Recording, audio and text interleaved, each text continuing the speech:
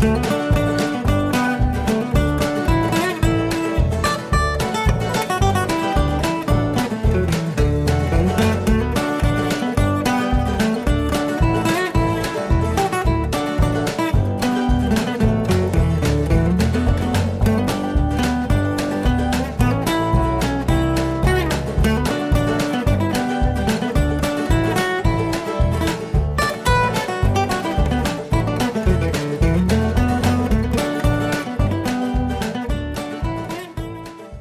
everyone, this is Mikey here again, and today I'm going to give you a short update on one of the projects that I've been working on.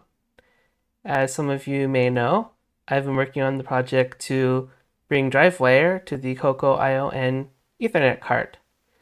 So I wanted to give you a little update about that today. Some of you are really confused about what I'm actually doing with this project. So the first thing that I did, and I'm showing some of the code here, I'm not going to go over this in very much detail, but this is the C code that I wrote.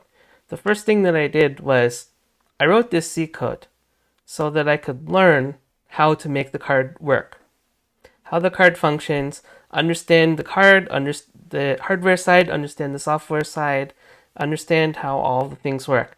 The C code was easier for me to write in order to do that learning than it would have been to do the assembly language code. So this code here is basically code that talks to the hardware. The program has a buffer that has data that it wants to send or receive from the card, and these functions are the ones that actually transfer that data in between the Coco and the card, and these are written in C. I have another piece of C code here, which this is an actual API. What I actually implemented in C was I implemented the BSD socket API. And that's what this is. You see here function named socket. See another function farther down called send somewhere. Now let's connect. Should have send and receive. Here's receive. And then here's send. So these are the basics of the BSD socket API. And again, I wrote this in C. So now that I have that, I have worked on an assembly language version of that, which I have brought in over here. So this is the assembly language version of the C code, and it's written in a way so that it's compatible with DriveWire. So if you see here the DriveWire functions, this is the header for the DWRead function. It takes in the address where the buffer is, the number of bytes, and this is the contract between, say, HDB DOS or Nitrous 9 and in the DriveWire code. This is how it basically sends and receives the bytes. So I've gone in, taken my C code, and basically rewritten that C code in assembler.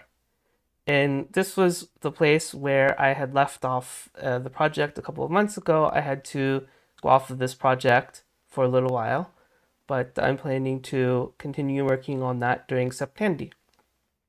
So again, I'm not going to go over all of this code, but just wanted to give you an idea that I had done the coding to convert most of this C code into assembly language.